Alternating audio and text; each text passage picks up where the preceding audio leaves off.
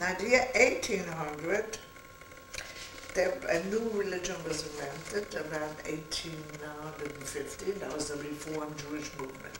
They said we don't have to keep Shabbos, we don't have to keep Kashrut, we don't have to keep the holidays, and we should say daven, which means pray in the synagogue without head covering. Well, the whole Jewish nation was so ingrained into head coverings that they wouldn't go to a Reformed temple. And we'll do everything. We won't keep Shabbos, we won't keep the holidays, but to pray without head covering, we're not going to do. So it took the Reform movement 20 years to get the first Jews to come in and pray without a head covering. Then afterwards it was forbidden to have a head covering when you want to go to a German Reform synagogue. But today they allow it, and they even allow a tallis, a prayer shawl, because Jewish people are just, they cannot fathom davening without a head covering. So even in the Reform temples today, they must allow it. They don't ask you to leave if you cover your hair. They started allowing black skull caps. Now, what happened after that? In Germany, I spoke to you about it, where in the afternoon they didn't wear head coverings. That's the school of the ultra-Orthodox in Frankfurt am Main.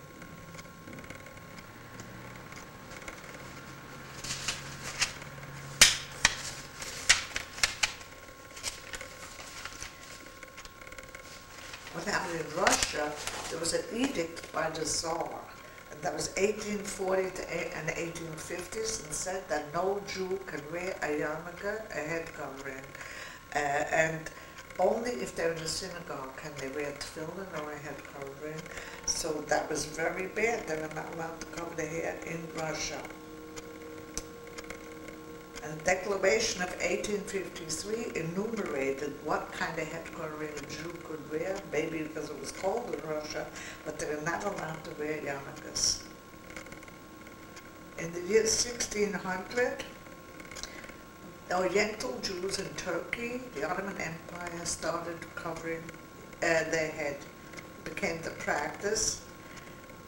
It became the practice. The Muslims also covered their head with turbans, so they copied that, and they said that every Orthodox Jew must cover their hair, and it's a stigma attached if you don't cover your head, if you go bareheaded to the synagogue. Now, the European presence therefore penetrated into Turkey.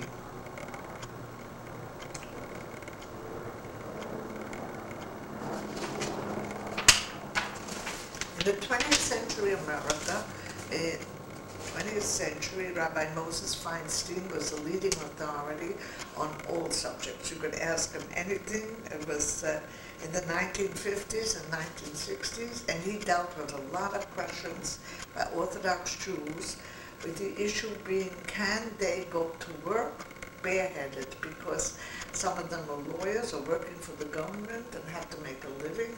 And Moshe Feinstein was a very liberal person, the leading authority really in the world, and he said, if it's necessary, then you can go to work, only to work, not praying without wearing a skull cap. If it stops you from making a living.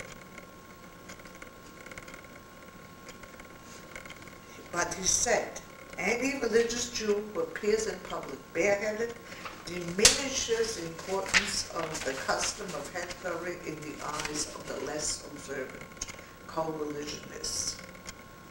But he did say, if necessary, you can go out without a head covering. He postulated that covering the head should not serve as a deterrent to business and earning a livelihood.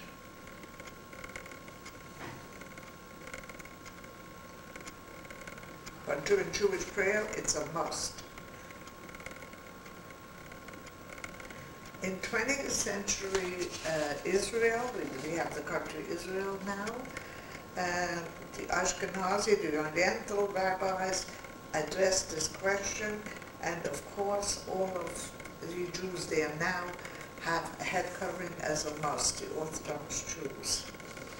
What happened after Israel was founded, like people started to wear different yarmulkes in Israel.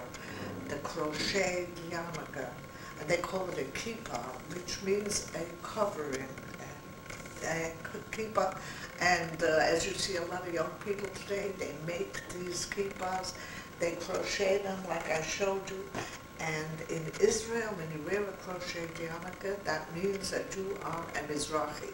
You are for the government, for everything that the government stands for. When you say every Jew should live in the land of Israel. And if you wear a black velvet yarmulke in Israel today, then you are a yeshiva boy, and you have to, and you're in a kollel mostly. So therefore, the yarmulke that you wear in Israel today determines your whole politics. It determines your whole religion. So what happened when the people who were pro-Israel started wearing these knitted yarmulkes? They called it kippah sruga, which is a crochet yarmulke. They started wearing them. Then they were referred to as the kippah sruga crowd. That became a whole political society, or even today, when you wear a crocheted yarmulke, watch out. I mean, you're for Israel. You're for Israel. It's the most amazing thing that what happened is that today in Israel, whatever you wear on your head, if you wear like a